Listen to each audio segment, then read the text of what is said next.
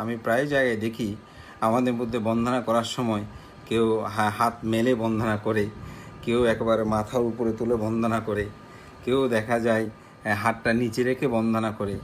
আসলে আমাদের যে প্রাথমিক একটি শিক্ষা, এটা কিন্তু আমাদের মধ্যে অনেক সময় দেখা যায় না, এবং হাত কোথায় রাখবে, কীভাবে রাখবে। তো আমি সেজন্য প্রথম যেহেতু লাইভে আসলাম, তা আমি চিন্তা করেছি যে আসলে বন্দনা পদ্ধতিটা যেটা প্রাথমিক, এই বিষয়টা আমি আজকে উপস্থাপনা করব, এবং সাথে সাথে আপনাদের যদি কারো কোনো কিছু বলার থাকে আপনারা অবশ্যই সেটা এখানে বা প্রশ্ন থাকে আপনারা করতে পারেন, এবং বিষয়টা বন্দনা বিষয়ের সাথে সম্পৃক্ত থাকুক। তো আমি সেজন্য আজকে সেই বিষয়টা এখানে উপস্থাপনা করছি যে আসলে বন্দনা কেন করতে হয়। আমি এই বিষয়টা যাওয়ার পূর্বে আমি প্রথমে বলবো ভগবান তথাগত বুদ্ধের যে সময়কালে আমরা বিনয় পিটকের চূল্যবর্গ গ্রন্থের একটা উদাহরণ দেখতে পাই। যখন ভগবান তথাগত বুদ্ধ তিনি বৈশালীতে গমন করেছিলেন, তখন সেখানে বুদ্ধসহ সারিপুত্রাশ্রমের প্রমুখ ভিক্ষু সংঘরা সেখানে গমন করছে। কিন্তু তৎকালীন সময়ে কিছু স্বরবর্গীয় ভিক্ষু বলা হয়, তারা কি করেছেন, বিহারে একেবারে আগেভাগে গিয়ে সব জায়গাগুলো দখল করে বা সেখানে বসে পড়লেন। ভগবান তথাগত বুদ্ধের জন্য হয়তো একটি বিশেষ ব্যবস্থাপনা রাখলেও কিন্তু সারিপুত্র প্রমুখ বড় বড় ভিক্ষুদের জন্য সুন্দর ব্যবস্থাপনাটা কিন্তু করেনি। তারা নিজেরাই আসনগুলো দখল করে নিয়েছে, এবং সারিপুত্র স্থবিরের মতন সে মহা ধর্মসেনাপতি, তিনি একটি বৃক্ষের তলেই আসলে আসন পেতে তিনি সেখানে অবস্থান করছেন। ভগবান তথাগত বুদ্ধ যখন ভিক্ষু সংঘরা সকলেই বিশ্রামে বা শুয়ে পড়লেন, তখন তিনি তার অবস্থান থেকে বের হয়ে ভিক্ষু সংঘরাকে কোথায় কিভাবে আছেন এটা তারা পর্যবেক্ষণ করছেন। এখানে একটি শিক্ষণীয় বিষয়, সেটা হচ্ছে আমরা আমাদের গুরু আচার্যদেরকে আমরা দেখেছি যে যখন ভিক্ষু সংঘ সবাই শুয়ে পড়ে, তখন তিনি আবার উঠে পর্যবেক্ষণ করেন কোন শ্রমণ কোথায় কিভাবে থেকেছে, কিভাবে অবস্থান করেছে, এবং তারা ঠিকমতো শুয়ে পড়েছে কিনা, এগুলো আসলে ওনারা পর্যবেক্ষণ করে এটা দেখতেন। এবং আমার মনে হচ্ছে এটা বুদ্ধের একটি আদর্শ। বুদ্ধ হয়তো সেরূপ সেটা দেখছেন, এবং দেখতে গিয়ে বুদ্ধ সেখানে দেখতে পেলেন যে সারিপুত্র একজন ভিক্ষু একটি বৃক্ষতলে তিনি শুয়ে আছেন। তখন বুদ্ধ গলাহাস্য দিলেন, সাথে সাথে সারিপুত্র দিলেন। বুদ্ধকে দেখে তিনি দাঁড়িয়ে গেলেন। তো বুদ্ধ জিজ্ঞাসা করলেন যে সারিপুত্র স্থবির, যে তুমি এখানে কেন বসে আছো, শুয়ে আছো? তখন বললেন যে তথাগত বুদ্ধ আসলে কোনো জায়গা পায়নি। তখন বুদ্ধ ভাবলেন যে তিনি অগ্র, ওনার ছোটরা ওখানে গিয়ে শুয়ে আছেন, কিন্তু ওনাকে অগ্রে আসন দিল না, বন্দনা করলো না, স্থান দিল না, এই কারণ কি? তখন তিনি ভিক্ষু সংঘ সকলকে আহ্বান করে সে বিষয়টা জিজ্ঞাসা করলেন, হে ভিক্ষুগণ, তোমরা কি সত্যি সকলেই যে যার যার আসন আগে পিছিয়ে নির্ণয় না করে, বয়োজ্যেষ্ঠতা নির্ণয় না করে, যে যেখানে ইচ্ছা সেখানে তোমরা আসন পেতে নিয়েছ? হ্যাঁ, তথাগত বুদ্ধ। তখন বুদ্ধ সেখানে ভিক্ষু সংঘকে বললেন, হে ভিক্ষুগণ, অতীত জন্মে তখন তিথির নামক একটি জাতক আছে, সেটা তিনি উপস্থাপনা করলেন যে এক বনের মধ্যে সেখানে এক হাতি, এক বানর আর একটি পাখি, তিথির পাখি, তারা সেখানে বসবাস করত। তো উভয়ে তিনজন একদিন চিন্তা করছে, আমরা যখন একসাথে হই, সাক্ষাৎ করি, কেউ কাউকে সম্মান করি না, কেউ কাউকে বন্দনা করি না, অর্থাৎ সম্মান করি না, শ্রদ্ধা করি না। আগে কে বড় কে, এই বিষয়গুলো আমাদের নির্ধারণ করা উচিত। তাতে আমরা একে অপরকে যখন বন্দনা, অর্ঘ্য বা প্রত্যুত্থান কর্ম সম্পাদন করব, তাহলে দেখা যাবে আমাদের মধ্যে এই একে অপরের মধ্যে সম্মানবোধটা জাগ্রত হবে, এবং আমরা একজন যিনি বয়োজ্যেষ্ঠ তার কথা মেনে চলব, তাতে আমাদের মধ্যে শৃঙ্খলাবোধটা সৃষ্টি হবে। তখন বললেন, কি নিয়ে আমরা নির্বাচন করতে পারি? তখন অতীত কথাগুলো স্মরণ বলছে, আচ্ছা ঠিক আছে, অতীতের কী বিষয়টা স্মরণ আছে? তখন সেটা যখন জিজ্ঞাসা করলেন, তখন হাতি বললেন যে আসলে আমি এই যে বৃক্ষ, যেই একটি নিগৃহীত বৃক্ষের নিচে তারা অবস্থান করত, তো বলে যে এই যে নিগৃহীত বৃক্ষটা দেখছেন, এটা আমি যখন ছোট ছিলাম এবং ছোট অবস্থায় এই বৃক্ষটাকে দেখেছি, যে আমি যখন এই পথ দিয়ে হেঁটে যেতাম, তখন এই বৃক্ষের মাথাটা অর্থাৎ আমার নাভি স্পর্শ করত, আগাটা আমার নাভি স্পর্শ করত, আমি এই অবস্থায় ওটাকে দেখেছি। তখন বানর বলছে যে হ্যাঁ, আমি যখন ছোট ছিলাম, এই বৃক্ষটা তখন অনেক ছোট ছিল, আমি মাটি থেকে তার মাথাটা আগাটা আমি ছিঁড়ে আগে খেয়েছি। তখন পাখি বলল যে আসলে আমার আরও স্মরণ আছে যে ওই দূর পাহাড়ের সেখানে এরকম আরও একটি নিঘ্রত বৃক্ষ ছিল, সেখানের আমি গমন করে সেখানের আমি গোটাটা খেয়েছিলাম, সেটা এসে এখানে মল ত্যাগ করেছিলাম, সে বিচি থেকে এই বৃক্ষটা অঙ্কুরোদ্গমন হয়েছে। তখন সবাই নির্ধারণ করলো যে এখানে পাখি হচ্ছে আমাদের সবচেয়ে বড়, এবং এরপরে হচ্ছে বানর, এরপরে হাতি। তখন একে অপরের সম্মান শ্রদ্ধা। তো বুদ্ধ সেখানে ভিক্ষু সঙ্গদেরকে বলছেন, হে ভিক্ষুগণ, তোমরা তির্যক প্রাণীদেরকে দেখেছ, তাদের উপমায় আমি তোমাদেরকে বলছি, তারা এরকম একে অপরকে সম্মান শ্রদ্ধা প্রত্যুত্থান করত। কিন্তু আমি মনে করি যে তোমাদের মধ্যে কেন এসব থাকবে না? তোমরা যিনি বড় বয়োজ্যেষ্ঠ তাকে সম্মান করবে, তাকে বন্দনা করবে, তাকে প্রত্যুত্থান করবে, তাকে অগ্রে আসন দেবে, যাতে সে ওনার প্রতি শ্রদ্ধা প্রত্যুত্থান করবে, ওনাকে অগ্রে আসন দিয়ে অগ্রে জল, অগ্রে পানি, অগ্রে জল মানে পানি, অগ্রে আহার, অগ্রে বিছানাপত্র সব কিছু আগে আগে। এবং বুদ্ধ এই বললেন যে যদি কেউ প্রথম ধ্যান, দ্বিতীয় ধ্যান, তৃতীয় ধ্যান, শ্রোতাপত্তি, স্থগিতাগামী, অনাগামী, অরহৎ মার্গজ্ঞানও লাভ করে, কিন্তু তথাপি যিনি বয়োজ্যেষ্ঠ তা আগে উপসম্পদা গ্রহণ করেছে তাকে শ্রদ্ধা বন্দনা অর্ঘ্য নিবেদন করতে হবে।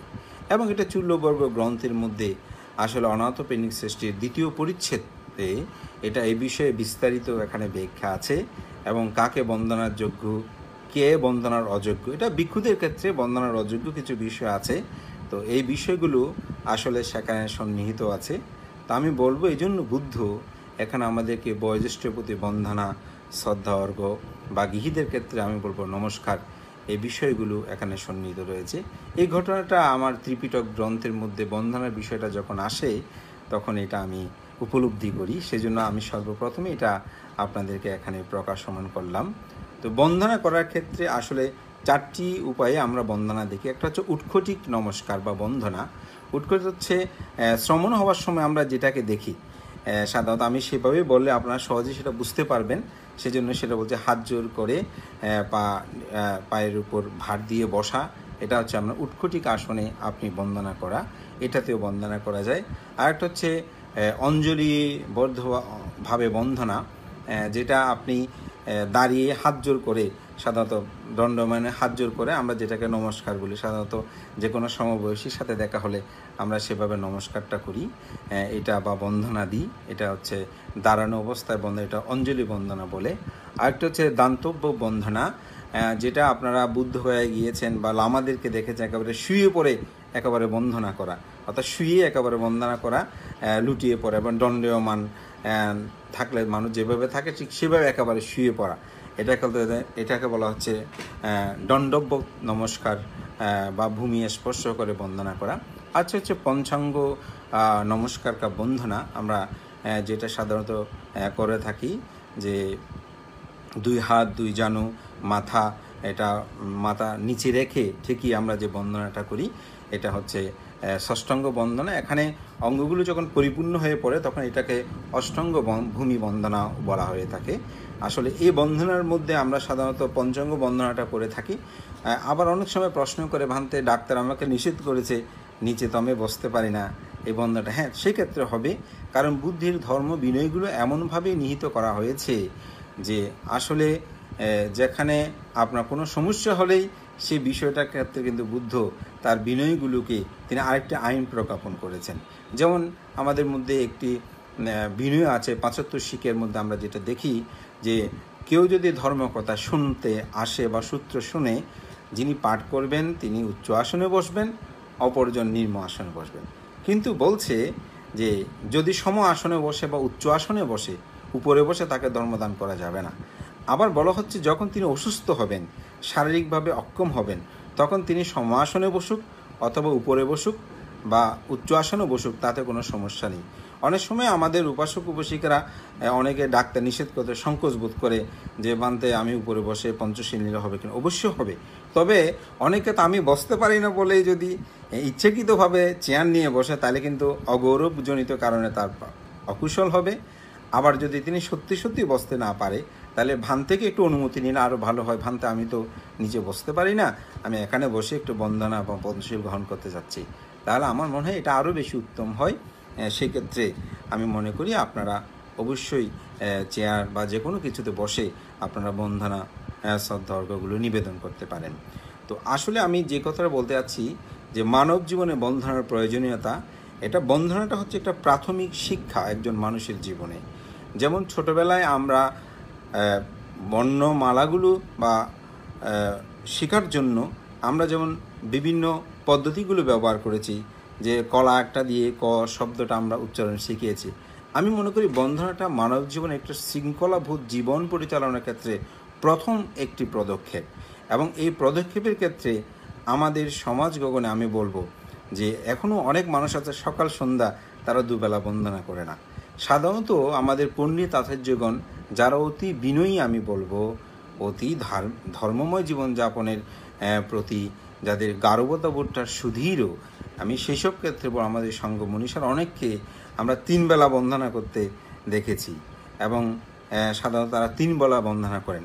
এবং আমাদের একটি প্রতিষ্ঠান, আমি নাম বলি, উকিয়া শৈলদেব, আমার জানা মতে এটা একটু রেফারেন্স দিচ্ছি, সেখানে আমাদের পরম শ্রদ্ধেয় ভদন্ত বিনশী কৌশলেন মহাতেরও ওনার প্রতিষ্ঠানও দেখা যায় যে 3 বেলা ওখানে বন্দনা করে। সাধারণত আমরা 2 বেলা করি, কিন্তু সেখানে তারা 3 বেলা বন্দনা। যাই হোক, অন্তপক্ষে আমি মনে করি একজন গৃহী হলে ভিক্ষু তাদের ক্ষেত্রে অবশ্যই 2 বেলা কিন্তু বন্দনা করাটা অবশ্যই উচিত। এবং সে 2 বেলা বন্দনা করতে সকালে ঘুম থেকে উঠে হাত মুখ ধুয়ে পরিষ্কার পরিচ্ছন্ন হয়ে কোনো কিছু আহার করার পূর্বে আমি বলবো অবশ্যই যেন বন্দনাটা করে। আমাদের পরম শ্রদ্ধেয় মহামান্য উপসংগরাজ, শাসনস্তম্ভ, বিচিত্র ধর্মপতি, পরম শ্রদ্ধেয় ধর্মপ্রিয় মহাতের মহোদয় একটি দেশনা আমাকে খুব রেখাপাত করেছে, যে তিনি সেখানে বললেন যে সকালে যে ব্যক্তি ঘুম থেকে উঠে বন্দনা আদি না করে আহার গ্রহণ করে, আমি বলি এটা তিনি পেত আহার গ্রহণ করছেন। কতটা বুদ্ধের না, এটা আমি প্রথমেই বলছি, এটা ভানতে বলেছেন যে এটা হয়তো ওনার দৃষ্টিকোণ থেকে চিন্তা করে কথা, কিন্তু আমার খুব রেখাপাত করতে সত্যি আমরা যেন বন্দনাটা কর্ম সম্পাদন করি, তারপরে আমরা যেন যে কোনো আহার বা করণীয় কর্তব্যগুলো শুরু করি। তাতে দেখা যাবে আমাদের মনের মধ্যে, আমাদের চেতনার মধ্যে ধর্মীয় চিন্তা চেতনা দিয়ে আমাদের জীবনটা আমরা শুরু করতে পারি। এবং আমাদের ভগবান তথাগত বুদ্ধের জীবন দর্শন আমি বলবো সেরকম আমরা কিছু বিষয় দেখতে পাই। যেমন ভগবান তথাগত বুদ্ধ তার জীবনে তিনি প্রতিদিন তার স্বেচ্ছামে একটি ধ্যান করতেন, এটাকে বলা হয় করুণা সমাপত্তি ধ্যান, অর্থাৎ আমি আজকে কার মঙ্গল করব।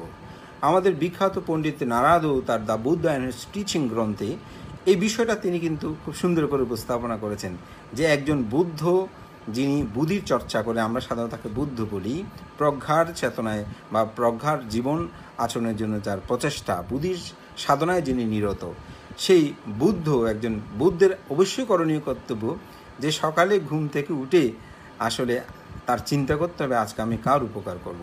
এই বিষয়টা ভানতে খুব সুন্দর করে আসলে সেখানে উপস্থাপনা করেন, যেটা বুদ্ধ আদর্শ। তো সুতরাং আমি যখন বন্দনাটা করতে যাব সকালে ঘুম থেকে উঠে মুখ হাত দিয়ে পরিষ্কার পরিচ্ছন্ন হয়ে, আমি মনে করি তখন আমার মধ্যে এই চেতনাবোধটা জাগ্রত হবে। আবার সারাদিন বিবিধ কর্ম আদি সম্পাদন করে যখন মানসিক বহু সুখ দুঃখ বিভিন্ন কিছু আমাদেরকে আবৃত করে, তখন আমরা যদি বন্দনাদি কর্ম বা মুখ হাত ধুয়ে বা যারা স্নান করে সন্ধ্যায় এই প্রাত্যহিক করণীয় কর্তব্যগুলো সুসম্পন্ন করে আমি যখন বন্দনা করতে পারবো, সারাদিনের ক্লান্তিগুলো আমি মনে করি দূর হবে, তিনি সেখানে একটা মানসিক প্রশান্তি লাভ করবে। তো যার কারণে দুবেলা বন্দনা করাটা আমি মনে করি সকলের করণীয় কর্তব্য, এবং এটা যদি আমরা করতে পারি আমার মনে হয় আমাদের ধর্মে প্রবেশের একটি পথ আমরা এখানে লাভ করতে প্রাথমিক একটি। কেন আমি বন্দনা করব, কারণটা কি? হয়তো আমাদের মধ্যে অনেকের মানসিক চিন্তা চেতনা আসতে পারে যে তথাগত বুদ্ধ পরিনির্বাপিত হয়েছেন, ওনাকে বন্দনা করলে আমরা কী পাবো? আমাদের বিখ্যাত বৌদ্ধ পণ্ডিত যিনি শিবলীর ব্রত কথা অশোক চরিত গ্রন্থ রচনা করেছেন, পরম শ্রদ্ধেয় ভান্তির জন্মজয়ন্তীর একটি লেখাতে তার প্রত্যুত্তরে লেখাতে তিনি একটি খুব সুন্দর কথা লিখেছেন, যেটা আমাকে খুব রেখাপাত করে। যে তিনি বলছেন, কোনো মহাপুরুষকে পূজা করা, শ্রদ্ধা করা, তাকে বন্দনা করার আর উপকারটা কী? তো তিনি সেখানে উদাহরণটা এভাবে দিয়েছেন যে আয়নার সম্মুখে দাঁড়িয়ে মানুষ যেমন তার মুখমণ্ডলের অগোছালো জিনিসগুলোকে গুছিয়ে নেন, যেমন আমরা সাধারণত ঘর থেকে বের হওয়ার সময় আয়নার সামনে যাই, গিয়ে সেখানে প্রথমে আমার মুখমণ্ডল দেখি এখানে কোনো অগোছালো কিছু আছে কিনা, বা মহিলারা হলে তারা শাড়ি বা বিভিন্ন কিছু পরিধানযোগ্যগুলো বিষয়গুলো ঠিকমতো পরিধান করেছে কিনা, এই বিষয়টা কিন্তু তারা দেখেন, এবং সেটা যদি ঠিক না থাকে তাহলে ঠিক করে নেন। তো শ্রদ্ধেয় ভান্তি উদাহরণ দিয়ে বলছেন, ঠিক অনুরূপভাবে একটা মহাপুরুষকে যখন আমি বন্দনা করতে যাব, শ্রদ্ধা করতে যাব, তখন আমার অন্তর্জগতের মধ্যে যদি অগোছালো কিছু থাকে, অর্থাৎ আমার মধ্যে লোভ, দেশ, মোহের যদি পূর্ণতা থাকে, সেগুলোকে আমি কীভাবে অপনোদন করব, সে আদর্শটা দেখে আমি নিজেকে সে শিক্ষা গ্রহণ করে আমি আমার জীবনকে পরিবর্তন করব। ওই দর্পণ মানে আয়নার মতো আসলে একজন মহাপুরুষকে বন্দনা করতে। তাহলে কিভাবে? যেমন আমরা যখন বুদ্ধকে বন্দনা করি, তখন বন্দনার সময় বলি ইতিপিসু ভাগবা আরাহাং সাম্মা সম্বুদ্ধ বিদ্যাচারণ, এটা আমাদের বন্দনার প্রথম বুদ্ধানু স্মৃতির মধ্যে যেটা বন্দনা। তাহলে এখানেই বুদ্ধের মধ্যে এই গুণ বৈশিষ্ট্যগুলো রয়েছে। যখন আমি সেই বিষয়গুলো ভাবব, ইনি সে অরহৎ, অর্থাৎ অরহৎ কে? যার লোভ নাই, দেশ নাই, মোহ নাই। তবে বন্দনা করার ক্ষেত্রে আমরা যদি পাখির মতন মুখস্থ শুধু বলেই গেলাম, কোনো শ্রদ্ধা নাই, সেক্ষেত্রে বন্ধনের উপকারটা আপনি লাভ করতে পারবেন না। কিন্তু আপনি যদি সেই শব্দগুলোকে গভীরভাবে পর্যালোচনা করেন, তখন দেখা যাবে আপনার মধ্যে সেই আনন্দটা আপনি লাভ করতে পারবেন, অর্থাৎ প্রকৃত সুখটা আপনি উপলব্ধি করতে পারবেন যে ইনি সে ভগবান, ইনি ভগবান অরহৎ, অর্থাৎ তার লোভ নাই, দেশ নাই, মোহ নাই, আমার মধ্যে এগুলো আছে, আমাকে এগুলো পরিবর্তন করতে হবে। তখন এই যে এটা প্রতিনিয়ত যখন আপনার এই চিন্তা চেতনাটা আসবে, আপনার প্রত্যেক জীবনে আপনি কখনো, আমি মনে করি যে খারাপ পথে আপনি যেতে পারবেন না। আপনার মধ্যে সবসময় সুন্দর মানসিকতা ভোটটা কিন্তু জাগ্রত হবে। কারণে আপনি বন্দনা করতে গিয়ে কিন্তু গুণকে সেটা বন্দনা করা। আমাকে একবার একজন মুসলিম ভদ্রলোক এখানে এসেছিলেন, তো তিনি আমাকে প্রশ্ন করেছেন, যে প্রশ্নটা এরকম, আপনারা কি মূর্তিকে পূজা করেন, বন্দনা করেন? তো আমি বললাম যে না। বলছি তো আপনার এখানে তো দেখছি একটি খুব সুন্দর পাথরের একটা মূর্তি আছে, তাহলে এটাকে বন্দনা না করলে আপনি এটাকে এভাবে রেখেছেন কেন? তা আমি বললাম এটা হচ্ছে একটা সিম্বল। তো বলেছি কীরকম? ধরেন আপনার বাবার একটা ছবি আপনি বাসায় রেখেছেন, তো উনি নাই অথবা মারা গেছেন, এখন ছবিটাকে আপনার বাবা? তখন বললেন হ্যাঁ আমার বাবা, তবে তিনি বেঁচে নাই, ছবিটাকে আমার বাবা হিসেবে গ্রহণ করে আমি স্মরণ করি, ওনাকে মেমোরাইজ করি। তা আমি বললাম বুদ্ধ পৃথিবীতে জীবিত নেই, তিনি পরিনির্বাপিত হয়েছেন, কিন্তু এই সিম্বলটাকে রেখে আমরা মূলত তাকে স্মরণ করি, কিন্তু বন্দনাটা করার সময় আমরা তার সেই গুণকে স্মরণ করে বন্দনা করি। যেমন আমরা কেউ বলি না যে বুদ্ধাং প্রতিবিম্বাং বন্ধামি, অর্থাৎ বুদ্ধের প্রতিবিম্বকে অর্থাৎ মুক্তিকে আমি বন্দনা করছি, এই কথাটা কিন্তু আমরা কেউ বলি না। আমরা বলি বুদ্ধাং বন্দামি, অর্থাৎ বুদ্ধকে বন্দনা করছি। এখানে এটা সিম্বল বা একটা প্রতীক, একটা চিহ্ন। এবং আর একটু বোঝানোর জন্য বললাম যে প্রতি বছর আমরা শহীদ মিনারে গিয়ে ফুল দিই, ওখানে তো কংক্রিট এবং বিভিন্ন কিছু দিয়ে একটা চিহ্ন তৈরি করা হয়েছে। ওখানে যখন আমরা ফুলগুলো দিই, তখন কি আমরা ওই কংক্রিটগুলোকে দিই, নাকি ওখানে যে যারা শহীদ হয়েছেন তাদেরকে দিই? তো তখন তিনি বললেন যারা শহীদ হয়েছেন তাদেরকে আমরা দিই, কোনো ওখানে কংক্রিট বা ওটা একটা চিহ্ন, প্রতীক। আমি বললাম ঠিক অনুরূপ বুদ্ধমুক্তিটা কিন্তু একটা প্রতীক, একটা চিহ্ন। এবং বুদ্ধের পরিনির্বাণে প্রায় 500-600 বছর পর্যন্ত কোনো বুদ্ধমুক্তি ছিল না। পরে এটা গ্রিক সভ্যতা, গান্ধার বিভিন্ন সভ্যতার আসলে আবির্ভাবে একসময় বুদ্ধমুক্তিতে আসে, এবং এটা এখনও সিম্বল প্রতীক হিসেবে ব্যবহার করে মানুষ শ্রদ্ধার্ঘ নিবেদন করে। তখন আসলে তিনি খুব প্রীত হলেন, বলে যে হ্যাঁ এটা আমি কিছুটা জানি, তবু আপনার কাছে আরও একটু স্পষ্ট হলাম। এই জন্য আমি বলবো বুদ্ধের সামনে যে শুধু বন্দনা করতে হবে এমন কোনো কথা নেই, বুদ্ধের ছবি লাগবে এমন কোনো কথা নেই। যেমন আমিও ব্যক্তিগতভাবে অনেক সময় আমরা যখন বাইরে গেলে, কোনো ভ্রমণে গেলে, সেখানে বুদ্ধমুক্তি দেখুন, কিন্তু আমরা সন্ধ্যা হয়েছে, বন্দনাটা করতে হবে, তখন সেখানে গাড়িতে বসেও অনেক সময় আমরা বন্দনাটা করছি, তাতে কিন্তু আপনার বন্দনাটা হবে। মূলত আমাদের অন্তর্জগতের চিত্তকে নির্মল করার জন্য প্রাথমিক একটি পদক্ষেপের ক্ষেত্রে এই বন্দনাটা অবশ্যই গুরুত্বপূর্ণ, এবং এটা করা আমাদের একান্ত দায়িত্ব এবং কর্তব্য। এবং আমাদের অনেকের মধ্যে একটা ধারণা থাকে যে আমি তো 10 দিনের কোর্স করলাম না, একটা ভাবনা করলাম না। আসলে যারা সকাল সন্ধ্যা দুবেলা বন্দনা করে, এখানে একটি ভাবনা হয়।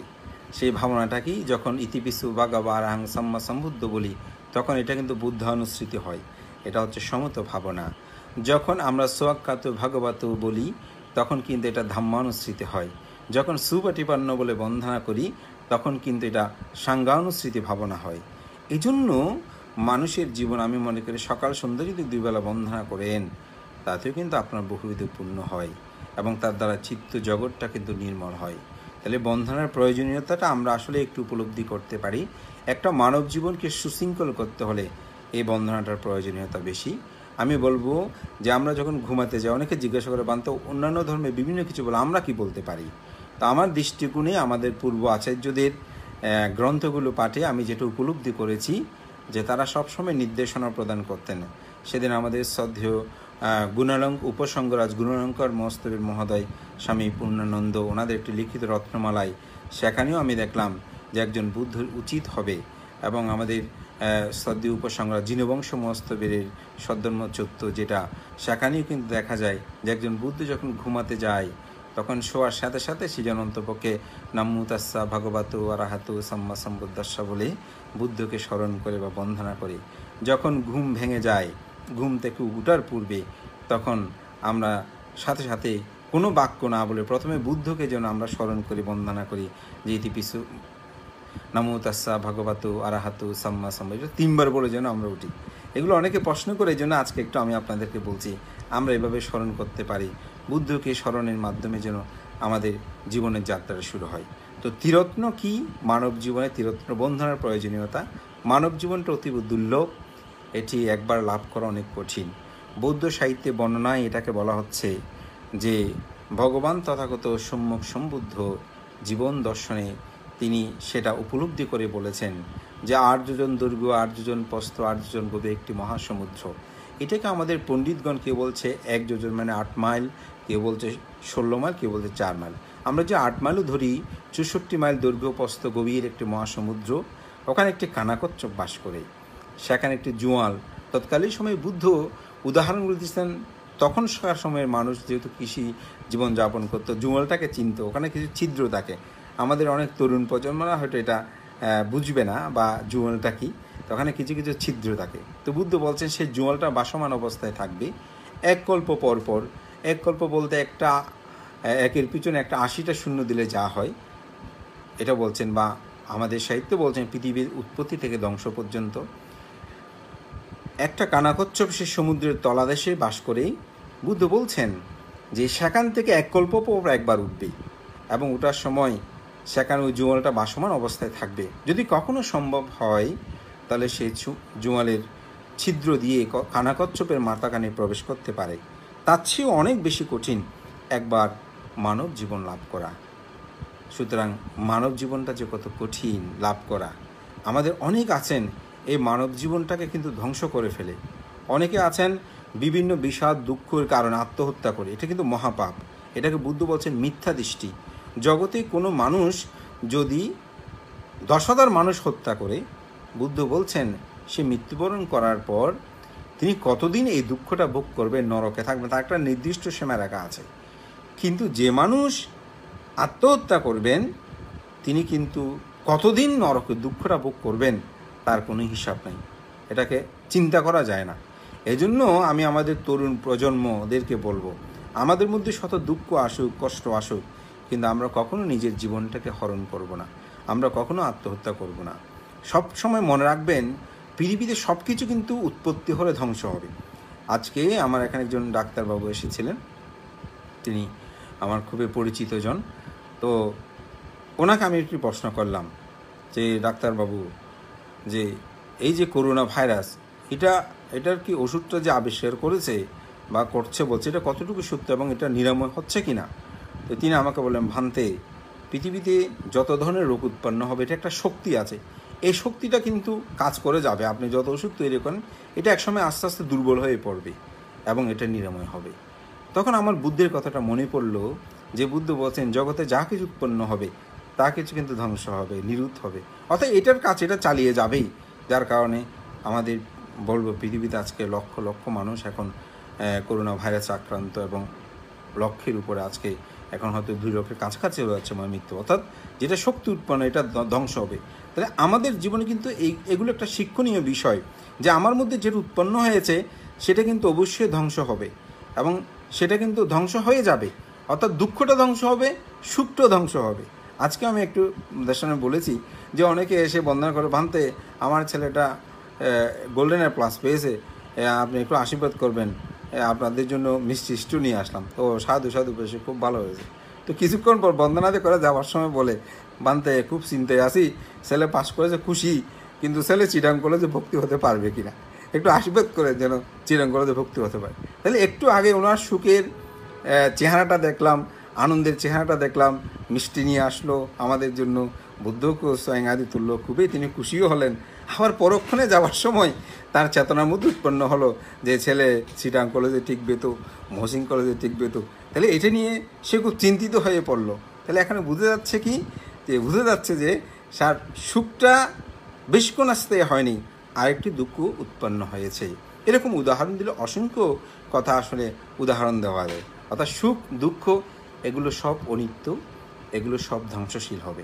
সুতরাং আমি বলবো এই দুর্লভ মানব জীবনটাই কখনো কোনো সময় কেউ যেন তারা আত্মহত্যাটা না করে, যেটা উৎপন্ন হবে সেটা দেখবেন ধ্বংস। আপনি যদি মনে করেন যে মৃত্যুকে বরণ করলে আমি দুঃখ থেকে মুক্ত হব, আমি বলবো এটা যথার্থ নয়।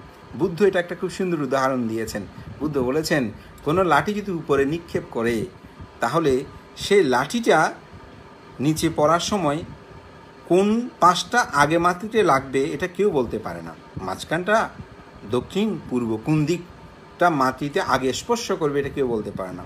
বলছে ঠিক অনুরূপভাবে একজন মানুষ যদি মৃত্যুবরণ করে, যতক্ষণ তিনি তার চিত্তকে বিশুদ্ধ করে শতাপত্তি লাভই হয়নি, অরহত হয়নি, ততক্ষণ পর্যন্ত তিনি বলতে পারবেন মৃত্যুর পরে তার জন্মটা কোথায় হবে।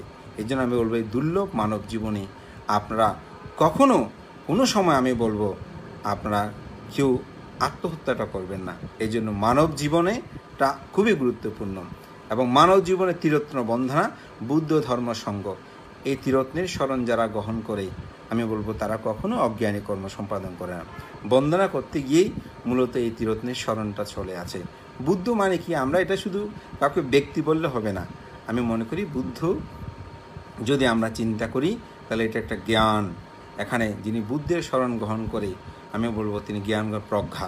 আমার মাঝে মধ্যে এখন খুব ভালো লাগে যে এখন আমাদের বাংলাদেশে প্রজ্ঞা শব্দটা প্রচুরভাবে ব্যবহৃত হচ্ছে এবং বিভিন্ন জায়গায় আমাদের সরকারি পর্যায়ে পর্যন্ত, সেদিন আমাদের মাননীয় প্রধানমন্ত্রীর মুখেও শুনলাম যে প্রজ্ঞার কথাটা বারবার, যে আসলে বুদ্ধের যে প্রজ্ঞা, এই প্রজ্ঞাটা আসলে খুবই গুরুত্বপূর্ণ এবং বুদ্ধের স্মরণ গ্রহণ করা মানে একজন মানুষ প্রজ্ঞাবান হওয়া এবং প্রজ্ঞার স্মরণ গ্রহণ করা। তো যার মধ্যে প্রজ্ঞা থাকবে তিনি কখনো অন্যায় কর্ম করতে পারে না, তিনি কখনো খারাপ কাজ করতে পারে না। আমি এইমাত্র বন্দনা করে উঠলাম, এই বন্দনা করে উঠার সাথে সাথে সে মানুষটা স্বাভাবিক যদি প্রকৃতভাবে সে বন্দনা করে, দেখবেন উঠে বাড়ির কোনো একটা বিষয় নিয়ে ঝগড়া বিদ্বেষ শুরু করবে না। বলে যেন এইমাত্র বন্দনা করে মনটা শান্ত আছে। এই আমি মনে করি এই যে চেতনা এবং ধর্মের স্মরণ গ্রহণ করা, সত্যির প্রকৃত সারটাকে গ্রহণ করা, সঙ্গের একতা। আমি এটার বিশ্লেষণে যাব না, যেহেতু বন্দনার প্রয়োজনীয়তা বলি। এই কারণে আমি মনে করি মানব জীবনে বন্দনার গুরুত্ব প্রয়োজনীয়তা বেশি। আরেকটু উদাহরণ বলে আমার দেশনা শেষ করে আপনাদের কিছু প্রশ্নের আমি উত্তর প্রদান করব। যে আমি গাথাটা প্রথমে ভাষণ করেছি, এটা দেবদত্ত তথাগত বুদ্ধকে তিনি তার অন্তিম জীবনে তিনি বুদ্ধকে বন্দনাটা করেছিলেন। মূলত আপনারা জানেন দেবদত্ত আজীবন তথাগত বুদ্ধের বিরুদ্ধচারণ করেছেন এবং বুদ্ধ সেই বিষয়টা জেনেও তাকে কিন্তু প্রব্রজরমে দীক্ষা প্রদান করেছিলেন এবং তিনি সঙ্গভেদ করে যখন বিচ্ছিন্ন হয়ে গিয়েছিলেন, পরবর্তীতে তার ভুল তিনি সহজে বুঝতে পারলেন, তখনই তিনি বুদ্ধের সাক্ষাতে আসছিলেন। তো জেতবন বিহারে আসবে এই খবরটা যখন প্রচারিত হলো, আনন্দস্তূপে গিয়ে তথাগত বুদ্ধকে সে বিষয়টা জানালেন, দেবদত্ত আপনার সাক্ষাতে আছেন। তখন বুদ্ধ বললেন যে আনন্দ, দেবদত্ত তো আমার সাক্ষাৎ পাবে না, সে এমন গুরুকর্ম করেছে, তার পক্ষে আমার সাক্ষাৎ পাওয়া সম্ভব নয়, এটা তার কর্ম। তবে এটা সত্য যে আমি রাহুলকে যেভাবে, রাহুল মানে জানেন যে সিদ্ধার্থের পুত্র, অর্থাৎ বুদ্ধের গৃহী জীবনের নাম সিদ্ধার্থ।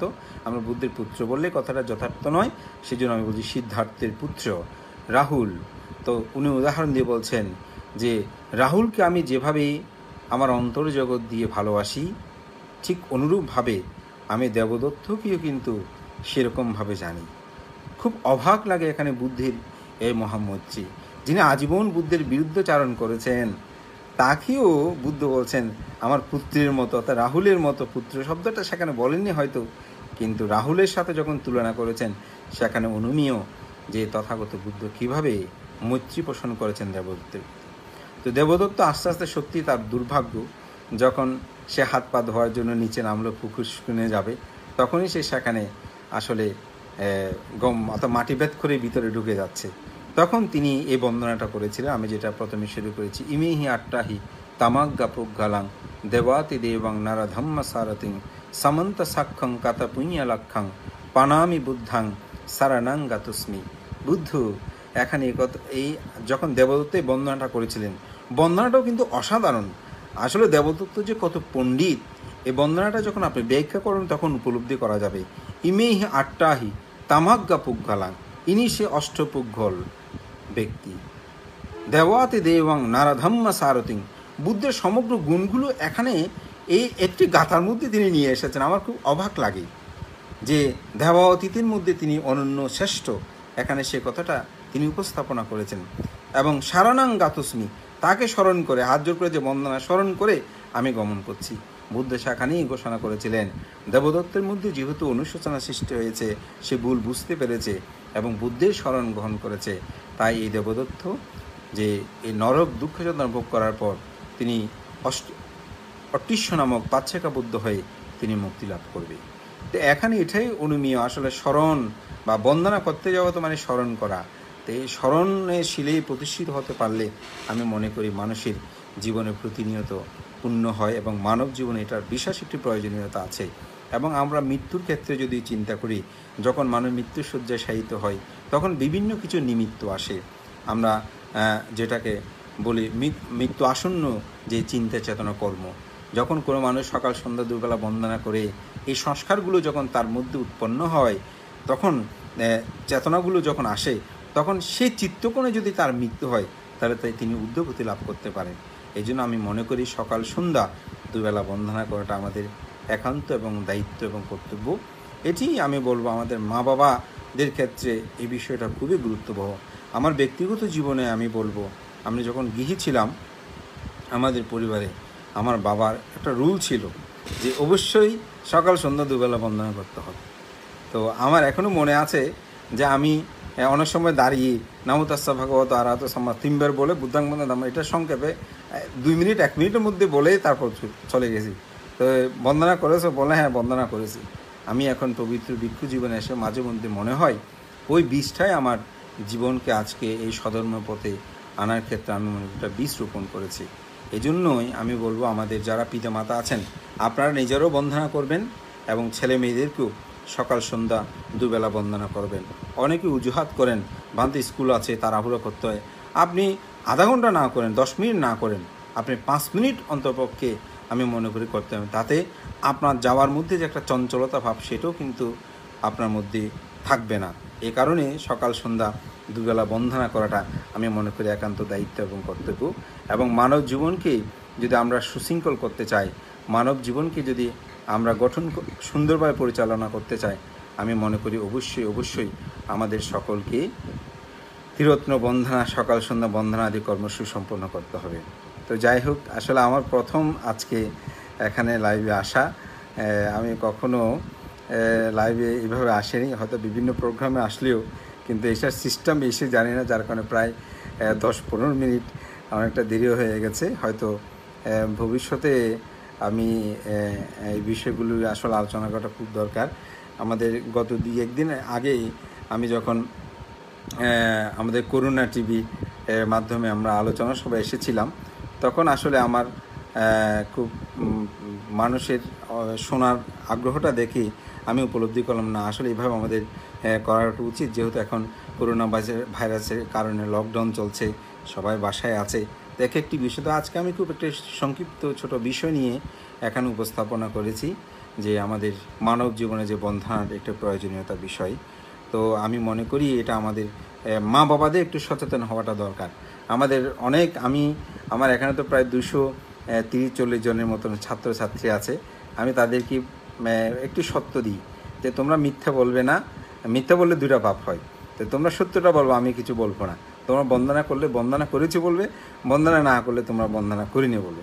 তোরা অনেক সময় এটা বলে ফেলে, এবং বললে ওই সময় আসলেই ওরা বলে যে ভান্তে আমি বন্দনা করি, কিন্তু আমার মাও করে না, তো বাবা করে না, সেজন্য আমারও আর বন্দনা করতে ইচ্ছে করে না। আসলে কথাগুলো শুনলে আমার খুব কষ্ট লাগে।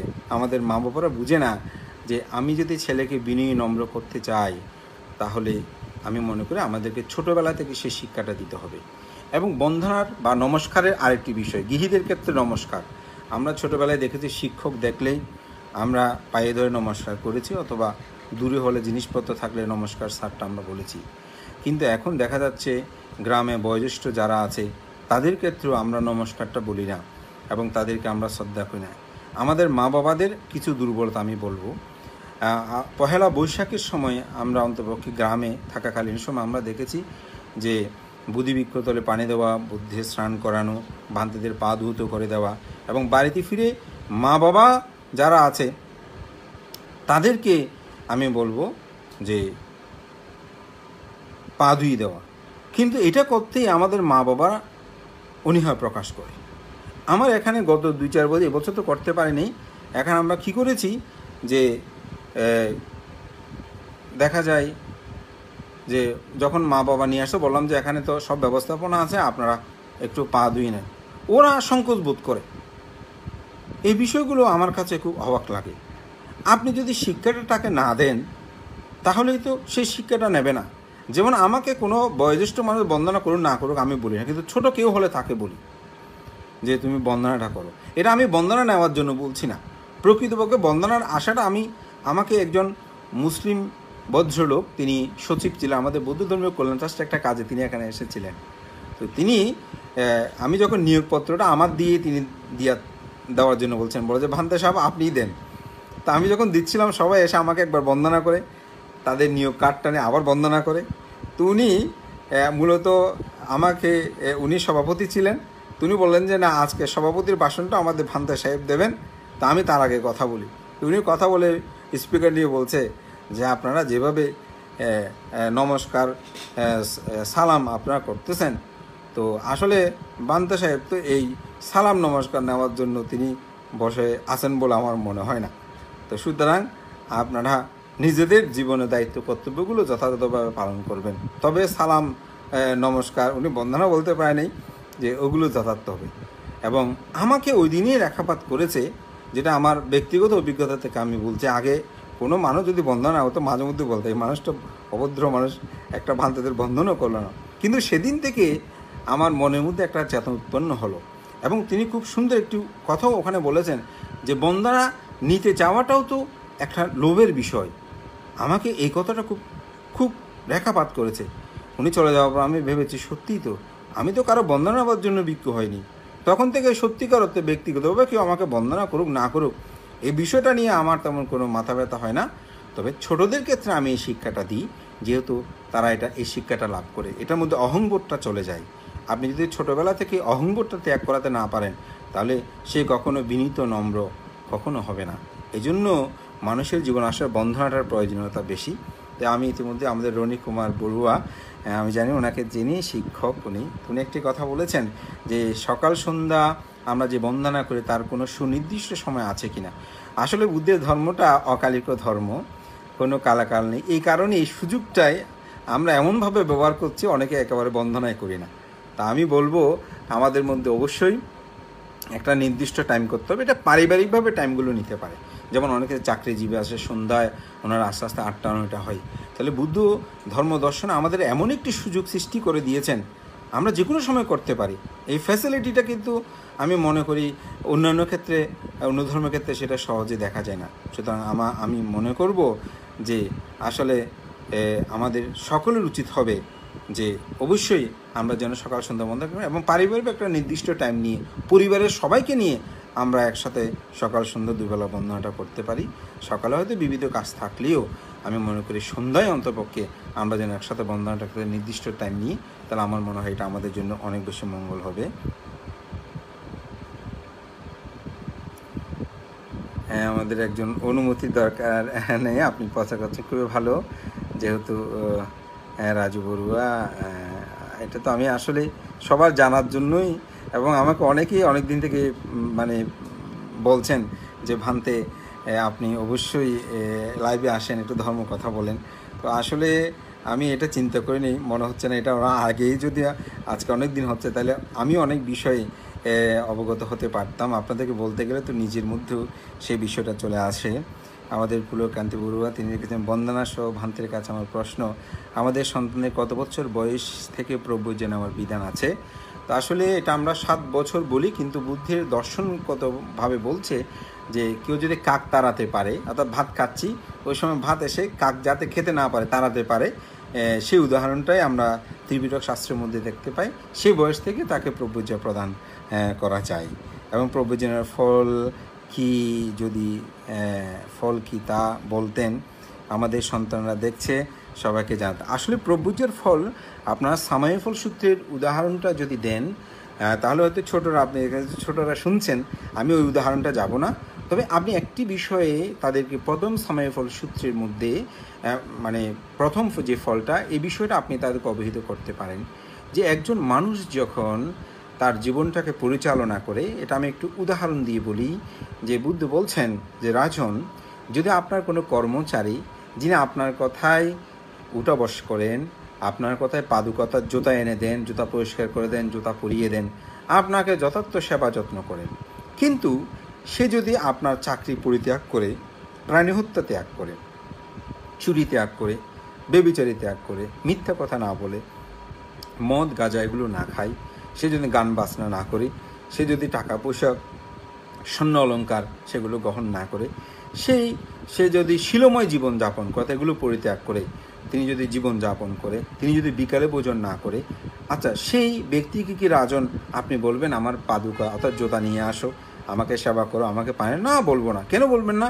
কারণ সেই সাধুময় জীবনযাপন, সৎ জীবনযাপন করছে। প্রতিটি কোনরূপ সময়ের ফলে এটা প্রথম, অর্থাৎ শ্রমণ হলে, ভিক্ষ হলে তার প্রথম ফল। যার কারণে আপনার ছেলেকে আপনি এই কথাটা এভাবে বুঝতে পারেন, বাবা দেখো তোমাকে আমরা লালন পালন বর্ধন করেছি, কিন্তু যখন তুমি প্রভুজ্ঞা গ্রহণ করলে, মাথা নাড়া করলে, চিবর গ্রহণ পরিধান করলে এবং সাথে দশশীল গ্রহণ করলে, এখন অনেকে বলে যে আমরা বান্তের চিবরকে বন্দনা করছি। আসলে এই কথাটা একেবারে মানে অজ্ঞাতবশত আমরা বলি। চিবর, মাথা নাড়া এটা হচ্ছে শ্রমণ বা ভিক্ষুদের শুধুমাত্র বাহ্যিক দুটি সিম্বল অর্থাৎ প্রতীক, কিন্তু আপনি মূলত শিলবান হলে তাকে বন্দনা করে। আপনারা অনেক সময় দেখবেন আপনারা নিজেরাই বলেন, বান্ধব অমুক বান্ধাকে আমার বন্দনা করতে ইচ্ছে করে না, কেন? বলে বান্ধাটা এরকম এমন তেমন। কেন? আপনি যদি কাপড়কে বন্দনা করতেন তাহলে কেন আবার বলছেন বান্ধাটা এমন বলে আমি বন্দনা করি না? আসলে মূলত ভান্তের শিলকে আমরা বন্দনা করি, অর্থাৎ শিলময় জীবন যাপন করলেই তাকে আমরা বন্দনাটা করি। সুতরাং আপনার সন্তানকে যদি আপনি এই শিক্ষাটা দিতে পারেন যে বাবা তুমি যদি প্রব্রজিত হও বা হওয়ার পরে তুমি কি দেখেছো যে তুমি প্রব্রজিত হওয়ার পরে আমরা পর্যন্ত তোমাকে বন্দনা করতেছি, তোমাকে নমস্কার করতেছি, তোমাকে তুই করে বলতাম, সেখানে এখন আপনি করে বলতেছি। আসলে এটা প্রভুজের জীবনে একটি প্রত্যক্ষ, এবং এই আদর্শটা অন্তপক্ষে সে 7 দিন হোক 10 দিন হোক যখন থাকে তার মধ্যেই কিন্তু এটা একটা রেখাপাত করে, এবং এই রেখাপাতটা কিন্তু অবশ্যই তার জীবনের ক্ষেত্রে প্রতিফলিত হয়। আমি আমার ব্যক্তিগত থেকে বলি, আমি কিন্তু 7 দিনের জন্য প্রথম আমার যে শ্রমণ হয় প্রভুজের জীবনে, সাধারণত আমি যখন এসএসসি পড়ি তার পূর্বে আমি 7 দিনের জন্য শ্রমণ হয়েছি। 7 দিন হওয়ার পর আমার ইচ্ছে হচ্ছিল আমি আরও কিছুদিন থাকবো, কিন্তু আমার পরীক্ষার কারণে আমি থাকতে পারিনি। 7 দিন পরে আমি চিবর ত্যাগ করে চলে আসলাম, যেহেতু কোচিংয়ে এসেছিল। কিন্তু আমি যেদিন এই পুণ্যকর্ম 7 দিন যেদিন শেষ হলো, সেদিন আমি বন্দনা করে এরপরে তো চিবর ত্যাগ করব, তখন আমি বন্দনা করে বুদ্ধের সামনে আমি পুণ্যের কাছে একটা অধিষ্ঠান করেছিলাম যে আমি আবার যখন ইন্টার পরীক্ষা দেব, তখন ইন্টার পরীক্ষার পরে আমি যেন 1 মাস থাকতে পারে, আমি আমার পুণ্যের কাছে সে প্রার্থনা করছি। কিন্তু অত্যন্ত অবাক করার বিষয়, আমি ইন্টার পরীক্ষা দেওয়ার পরে যখন প্রব্রজনীতে যাচ্ছি, তখন আমার জীবনের সিদ্ধান্তটা পরিবর্তন হয়। এবং 7 দিন না, আমার একটা দৃঢ় সংকল্পে আজকে প্রায় 20 বছরের কাছাকাছি সময় আমি এখানে এসে এই পবিত্র ভিক্ষু জীবনে এসে দাঁড়িয়েছি। তা আমি মনে করি এটা আমার সংকল্প দৃঢ়তা, এটা হয়তো সে পুণ্য পারামি। এই 7 দিনের চিন্তাটা কিন্তু হয়তো আমার জীবনকে আজকে 20টি বছর অতিবাহিত করার একটা পুণ্য চেতনা জাগ্রত হয়েছে। এই জন্য ছোটোবেলায় আমি মনে করি ছেলে মেয়েদেরকে প্রভু যে দেওয়াটা খুবই দরকার। ওনারা আরও অনেকগুলো এখানে প্রশ্ন আছেন, সেটা হচ্ছে জীবন একবার প্রভু যে না নিয়ে বর্তমানে অনেকেই বিয়ে করেছে, এটা কতটুকু যুক্তিযুক্ত বা ধর্মীয় বিধান? এটা আসলে সত্যিকার অর্থে আপনাকে যে অবশ্যই প্রব্রজ্যা না নিলে বিয়ে করতে পারবে না এমন কোনো কথা নেই। তবে আমাদের সামাজিক কিছু নিয়ম আমাদের সমাজে রয়েছে, আমি মনে করি এটা সামাজিক রুলস, ধর্মীয় বিষয় না। যে মানুষ শ্রমণ হয়নি তাকে যখন মৃত্যুবরণ করার পর কাঁধে নিয়ে শ্মশানে নিয়ে যায়, আমি অনেক সময় শুনেছি যে পা দিয়ে প্রথমে একটু তোলে, তারপর কাঁধে নিয়ে যায়। তো এই লজ্জাটার নিবারণার্থেও অনেকে দেখা যায় যে বিয়ের পর হলেও 7 দিনের জন্য হলো সে শ্রমণ হয়। তো এটা হচ্ছে সামাজিক একটি নিয়ম, ধর্মীয় বিষয়ে এটার আসলে কোনো বাধ্যবাধকতা বিষয় নেই। এখানে অনেকে অনেক কমন করে, আমি শুধু প্রশ্নগুলোই তুলছি। যারা লাইনে আছেন সবাইকে আমি আশীর্বাদ জানাচ্ছি, পুনর্দান করছি। এবং আজকে সবার উপস্থিতি, আজারের শ্রবণ দেখে আমিও খুবই আনন্দপ্রীত অনুভব করছি যে আজকের বিষয়টা আসলে খুবই একটা হয়তো প্রাথমিক বিষয়। আমি প্রথমেই বলেছি প্রথমে বিষয়টা, তো আমি কেন বলছি তারও একটা কারণ আছে। আমি আসলে বিশেষ করে গাড়িতে বা কোথায় গেলে বই পড়াটা আমার একটা অভ্যাস, এবং বর্তমানে একটা সুবিধা হয়েছে অ্যাপস থাকাতে, মোবাইলেই আমি সবসময় এটা দেখি। তো সেদিন একটা জিনিস দেখলাম যেটা খুবই গুরুত্বপূর্ণ, এটা আমি বলবো আমার ভিক্ষু জীবনের 19 বছর পরে আমি সেটা জানলাম যে বন্দনাটা কয় প্রকার। এখানে যদি কেউ জানা থাকে আপনারা একটু লিখে দেন, আমি ওই পরে এটা উত্তর দেবো, বন্দনা কয় প্রকার। আমার যদি কোনো ছাত্রছাত্রী থাকে হয়তো তারা বলতে পারবে, অন্যরাও বলতে পারবে, এটা কোনো বিষয় না। এখানে একজন বলেছেন দয়া করে বুদ্ধের দক্ষিণ জঠর ভেদ করে জন্ম প্রসঙ্গে কিছু বলুন। আসলে আমি আজকে বিষয়ভিত্তিক কথাটা বলতে যাচ্ছি, সেই বিষয়টা আমি অবশ্যই একটু করে বলেছিলাম। এটা আমি মনে করি যথার্থ, কারণ বর্তমান সময়ে যে সিজার পদ্ধতি, সেটাতে যদি মানুষের জন্ম হতে পারে তাহলে ডান পাশ ভেদ করে এই জন্মগ্রহণ করাটা এটা বিশাল কোনো কঠিন কোনো বিষয় নয়, এটা অলৌকিক কোনো বিষয় নয়। আমাদের সুমিত্রা চৌধুরী বন্দনা বান্তে, বুদ্ধগয়ায় দেখেছি শ্রীলঙ্কানরা আমাদের মতো বুদ্ধ বন্দনা করে না, মূল বিহারের দিকে পা দিয়ে বসেন, যা আমাদের কাছে ভালো লাগে না। এক একটা দেশে কি এক এক রকম নিয়ে একটু বলবেন?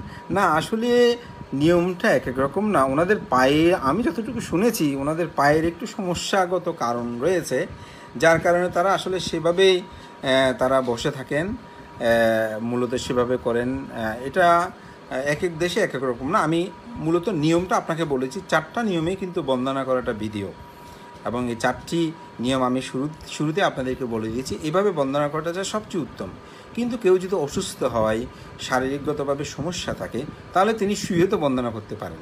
কিন্তু নিয়মটা হচ্ছে এটা, ওটা হচ্ছে অনুচ্ছেদ আমরা বলতে পারি।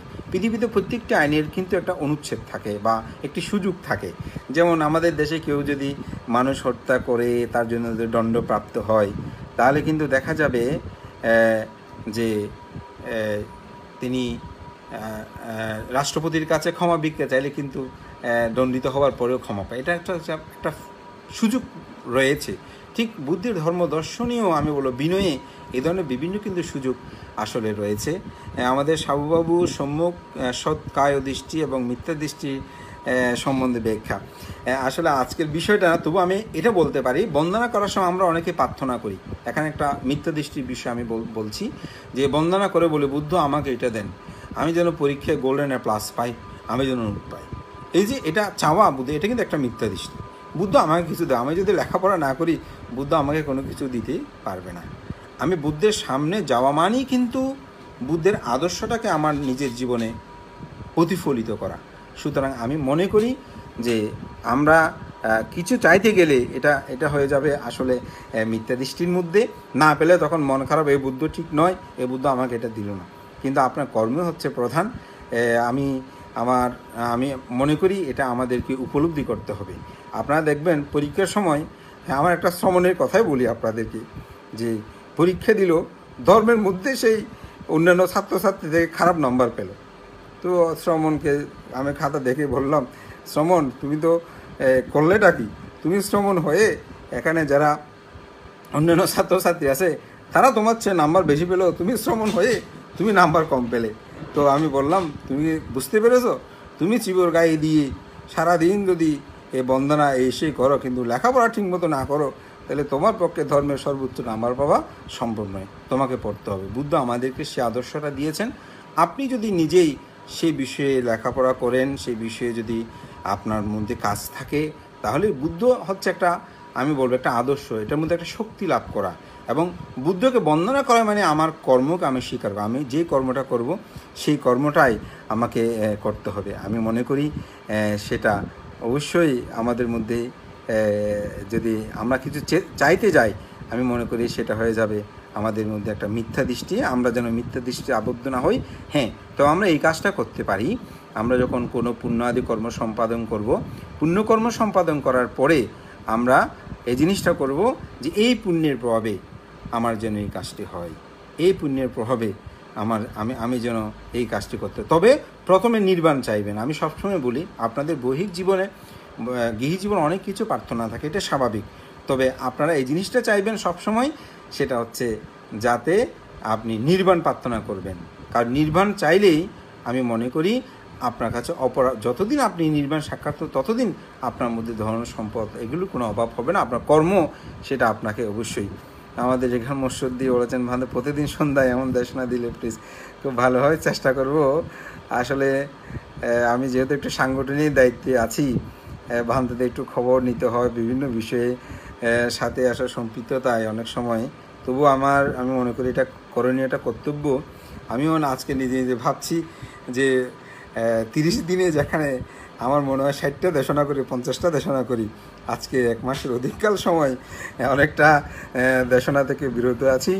তো এক ধরনের ভালো লাগছে, আবার হয়তো আপনারা অনেকে বঞ্চিত হচ্ছেন, সেটাও ঠিক। তো আজকে আমি প্রথম আসলাম, হয়তো দেখি সামনে আমি এই বিষয়টা নিয়ে আরও একটি বিষয় নির্ধারণ করে বললে আসলে তখন বিষয়টা দীর্ঘক্ষণ করে বলার সুযোগ হয়। তো যাই হোক, আজকে হয়তো বন্দনার বিষয় হওয়াতে প্রশ্নের তেমন বেশি আমি দেখছি না। অনেক দূর থেকে আপনারা দেখছেন, আমি খুব প্রীত অনুভব করছি। আমি একটি প্রশ্ন করেছিলাম, বন্দনা কয় প্রকার, এটা কেউ জানা থাকলে আমি একটু বলার কারণ আছে। আমি নিজেও এটা 19 বছর পরে আমি জানলাম আসলে বন্দনাটা কয় প্রকার। তো সেজন্য আমি প্রশ্নটা করেছি এবং আমাকে খুব বেশি প্রীত আনন্দ অনুভব করেছি আমি। সেটা হচ্ছে, আমি মনে করি আমাদের একজন উপাসক রাজু বরুণ বলেছেন যে ভান্তে মা বাবা বা গুরুজনদের পা ধুয়ে শ্রদ্ধা নিবেদন বিষয়টা প্রবণার দিন করা যায় বলে আমি মনে করি। অবশ্যই করা যায়। এটা শুধু যে কোনো বিশেষ দিনে না, আমরা প্রত্যেক দিন করতে পারি। আমার একজন গুরু ভাই আছেন, তিনি ধর্মরত্ন ভিক্ষু, কলকাতাতে থাকেন। তো আমি একবার আমার গুরুভান থেকে নিয়ে যখন আমরা চেন্নাই গিয়েছিলাম সহ, তো যাওয়ার আগে আমরা যখন টিকিট করতে গেলাম, ট্রেনে টিকিট করার জন্য একটা দোকানে, ও সহ ছিল। তো ওখানে দেখলাম একটা ছেলে ব্যাগ কাঁধে নিয়ে, ও দোকানের যিনি আছেন মালিক, ওনাকে নমস্কার করে, পায়ে ধরে নমস্কার করে চলে যাচ্ছে। তার গমনাগমন দেখে মনে হচ্ছে সে বেশি দূর কোথাও যাচ্ছে না। তো আমি জিজ্ঞাসা করলাম, উনি কি হয় আপনার? বলে যে আমার ছেলে। তো কোথায় যাচ্ছে? বলে যে প্রাইভেটে যাচ্ছে। তখন আমার কৌতূহলটা আরও বেরো, তো আপনাকে নমস্কার করে গেল, বলে যে আমার ছেলেটা এরকম, যখনই সে স্কুলে যায় বা ঘর থেকে বের হয় তখন আমাকে নমস্কার করে যায়, আবার যখন সেখান থেকে ফিরে আসে তখন আবার আমাকে নমস্কার করে। আমার খুব ভালো লাগলো। তো আমি আমার সেই গুরু ভ্রাতা, আমার অত্যন্ত প্রিয় ভাজন ধর্মরত্নকে বললাম, দেখছো ধর্মরত্ন, ওদের মধ্যে কী জিনিসটা চালু আছে, যে ছেলে এখানে প্রাইভেটে যাচ্ছে, সে বাবাকে পায়ে ধরে বন্দনা করে যাচ্ছে। তো আসলে এটা যদি করে, তাহলে সে ছেলে তো আপনাকে ভুলবে না। সেই ছেলে যখন বড় হবে তখন সে তো আপনাকে কখনো উপেক্ষা করবে না, সে তো মা বাবা কী জিনিস সেটাকে উপলব্ধি করতে পারবে। ছোটোবেলা থেকে তাকে নিরহংকারী হওয়ার শিক্ষাটা দেওয়া। আমি এটা অবশ্যই শেষান্তে বলতে যাচ্ছিলাম, তবুও বলছি যে বন্দনা শুধুমাত্র একটা বিষয় নয়। আমরা কেউ কারো কাছে সহজে মাথা নত করতে চাই না, কিন্তু আমি মনে করি যে আমাদের মধ্যে যেন অবশ্যই এই বন্দনা সিস্টেমটা যখন আসে তখন মাথা নত আসে, নিরহংকারী ভাবটা তার মধ্যে জাগ্রত হয়। আমি পারিবারিকভাবে বলবো, আমরা এই ধরনের অনেকগুলো শিক্ষা আমি দেখেছি যেগুলো ছেলে মেয়েদেরকে সেই শিক্ষা দেওয়ার কারণে তারা সকলেই কিন্তু সেই জিনিসটা আছে। আমি উদাহরণগুলো দিতে যাচ্ছি এই জন্য, আমার কোনো খ্যাতির জন্য নয় বা আমার পারিবারিক কোনো কিছু বলার জন্য নয়। আমার বড় দাদা যিনি আছেন, ওনার সহধর্মিণী, তো ওনারা তিনজনেই কিন্তু ডাক্তার, MBBS ডাক্তার। তো আমি ওনার কাছে একটা শিক্ষা দেখেছি যে ছেলেগুলো এখন MBBS এবং একজন BCS ক্যাডার, সেই এখন বঙ্গবন্ধু হাসপাতালে সে ডাক্তারি করছেন। তাদেরকে আমরা দেখেছি কোনো মানুষ দেখলেই, আমার বৌদি কী করতেন আমার গৃহী জীবনে, হে নমস্কার করো। তাদেরকে এখনও তারা ডাক্তার হওয়ার এত কিছু হওয়ার পরে সাধারণ মানুষকেও তারা দেখলাম যে নমস্কার করতে দ্বিধাবোধ করে না। তা আমি মনে করি এই যে এটা ছোটোবেলা থেকে শিক্ষা, এটা আমি মনে শুধু প্রবরণা বলে কোনো কথা নেই, বিশেষ কোনো দিনই তো আমরা ছোটোবেলায় পরীক্ষা দিতে গেলে কিন্তু সেই জিনিসটা করতাম, কিন্তু এখন দিন দিন সেগুলো হারিয়ে যাচ্ছে। আমি মনে করি এই শিক্ষাগুলো দেওয়াটা দরকার। আমাদের একজন উপাসক তার বক্তৃতায়, আমি নামটা বলছি না সঙ্গত কারণে, তো উনি একটা খুব সুন্দর উপমা দিয়েছিলেন। তিনি এখানে লাইভেও আছেন, আমি তার কয়েকটি প্রশ্ন উত্তরও দিয়েছি, জন্য বলছি না নামটা বারবার, যে বলে যে আমাদের ছেলে মেয়েরা আমাদেরকে আমরা কিভাবে তাদেরকে শিক্ষাটা দেব। যখন আমার বাবা মাদের ক্ষেত্রে আমরা দেখেছি মাছের মাথাটা আমার মা আমার বাবাকে দিয়েছে, এখন আমার ইচ্ছে হচ্ছে মাছের মাথাটা খেতে, কিন্তু বাবা মা বলছে এটা যিনি বাড়ির প্রধান ওনাকে এটা দিতে হয়। তো তোমরা যখন বড় হবে, তোমরা যখন টাকা পয়সা ইনকাম করবে, বড় হবে, তখন তোমরা পাবে। বলছে ভালো জিনিসটা দেখলাম যে বাবাকে দিত, বাবা আমাদেরকে ভাগ করে কিছু দিলে দিত, কিন্তু বাবার কাছে সেটা যেত। কিন্তু এখন ঘটনাটা হয়ে গেছে উল্টো। কীরকম? সেটা হচ্ছে আপনি ছেলের জন্য শার্টটা কিনবেন যে 2000 টাকা দামের, আর স্বামীর জন্য বা বাবার জন্য কিনে দেয় 500 টাকা দামের। তো সেই তো ছোটোবেলা থেকেই 2000 টাকা দামের জিনিসটা আগে পেয়ে গেছে, তাহলে সে বড় হবার, বিনয়ী হবার বা সেই শিক্ষাটা সে কোথায় পাবে? বড় হওয়ার স্বপ্নটা তার কাছে কোথায় থাকবে? আমার কাছে কিন্তু এই জিনিসটা খুব রেখাপাত করেছে, যে আসলে সত্যি আমি মনে করি আমাদের ছেলে মেয়েদেরকে এমনভাবে শিক্ষাটা দেওয়া যেটা উচিত। রবীন্দ্রনাথের জীবনটা আপনারা সকলে জানেন। রবীন্দ্রনাথ যখন ছুটি পড়ে যেত তখনকার সময় এগুলো সেই জানেন, তার জীবনে যারা পড়েছেন বা জীবন সম্পর্কে জানেন, তো তৎকালীন সময় কাঠের যে চটি, মানে যেগুলো শব্দ করে কাঠ, আমাদের পুরনো গুরু যারা আচার্য ওনাদের জীবনে কিন্তু এগুলো দেখেছে, এমন সংরক্ষণ করার কারণে এগুলো উনি পড়তেন। বিশেষ করে আমি শ্রদ্ধেয় প্রজ্ঞাতীশ ভান্তের এগুলো কাঠের জোতাগুলো আমি দেখেছি, জোটা চটির মতনই বলে। এটা আমি বড়িয়া মনোরঞ্জন বিহারে আমি যখন গিয়েছিলাম ছোটোবেলায় বা পরেও আমি ওগুলো সংরক্ষণ করে ওগুলো বন্দনা করতো, তো দেখেছি ওই রকম সম্ভবত চটিগুলো পরতেন। তো তিনি যখন হেঁটে যেতেন, ওগুলো তো পরা যায় না, সাধারণ সবাই পরতে পারে না। তো তিনি যেহেতু জমিদারের সন্তান ছিলেন, তো তাকে অনেকে বলতো যে রবি তুমি কি একটু ভালো জুতা পরতে পারো না, এগুলো পরে কেন? তখন সে বলছে বাবা বলেছে বড় হলে পাবো। তো আসলে এই কথাটা আপনি যদি চিন্তা করেন, ওনাকে কিন্তু উনি জমিদার বংশের ছেলে এবং অর্থবিত্তের প্রাচুর্যে তার জন্ম, কিন্তু সে সাধারণ জীবনযাপন করেছে, সেজন্য তিনি হয়েছেন অসাধারণ। তো আমি মনে করি আমাদের ছেলে মেয়েদেরকেও আমরা নিজেরাই যদি বন্দনা শিক্ষা এগুলো না দিই, তাহলে আমি মনে করি আমরা কখনোই তাদেরকে যথাযথভাবে শিক্ষাটা প্রদান করবো। এবং যেটা খুব প্রাথমিক, এই জিনিসটাতে আমাদের যথেষ্ট অবহেলা। আমার ছেলে বন্দনা কোনো বান্ধে বললে বন্দনা কেন করবে না? আপনি তো তাকে তৈরি করবেন।